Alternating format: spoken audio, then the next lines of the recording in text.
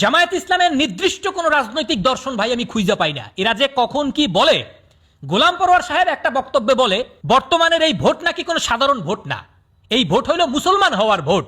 আগামী জাতীয় নির্বাচন এটা কোনো রাজনীতি নয়, এটা কোনো দুনিয়ার পলিটিক্স নয়, এটা হচ্ছে মুসলমান হওয়ার জন্য, বেঁচে থাকার জন্য, কোরআনের আইন জারি করার জন্য ভোট আমার জন্য একটা ইবাদত। তার এই বক্তব্য অনুযায়ী বাংলাদেশের সবাই এখন বিধর্মী। মুসলিম হইতে হইলে আমাদের ভোট দিতে হবে, তাও আবার দাঁড়িপাল্লায়। যাদের শরীরে মুসলিমদের রক্ত আছে এই বক্তব্য শোনার পর কি করতে মনে চায় একটু বলেন। এদের কাজ হইল দুইটা, ইসলাম নিয়ে করবে ফাইজলামি আর বিএনপি কি নিয়ে করবে অপপ্রচার। ওদিকে জামায়াত ইসলামের মাসুদ সাহেব বলে বিএনপির লোকজন নাকি তাদের পোস্টার ছিঁড়া ফেলায়। ঢাকা সহ সারা দেশে আমাদের পোস্টারগুলোর উপরে পোস্টার লাগান। ওই নিয়ে পাগলা, আপনাদের পোস্টার খাই রাম ছাগলে, আপনি দোষ দেন বিএনপির।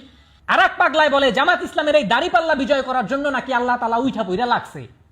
আল্লাহ যেন নিজেই দাড়িপাল্লাকে প্রতিষ্ঠিত করার জন্য এইবারই উঠা বেড়ে লাগছে। এই কথা শোনার পর এদের গালি দেওয়া ফরজ না? যেখানে আল্লাহ তাআলা কোন শব্দ উচ্চারণ করে দুনিয়া ধ্বংস করে ফেলবে, সেইখানে নাকি তাদের এই দাড়িপাল্লা জিতেইতে আল্লাহ তাআলার উইঠা পইরা লাগতে হবে। এদের এই সমস্ত পাগলামি যখন ইবলিস শয়তান রাস্তাঘাটে দেখে, তখন ইবলিস শয়তান নিজেরে নিজে প্রশ্ন করে যে এইরকম শয়তান রাস্তাঘাটে ছাইরা দিয়া আল্লাহ তাআলা আমার কেন ইবলিস শয়তান বানাইলো। শালা বোকা।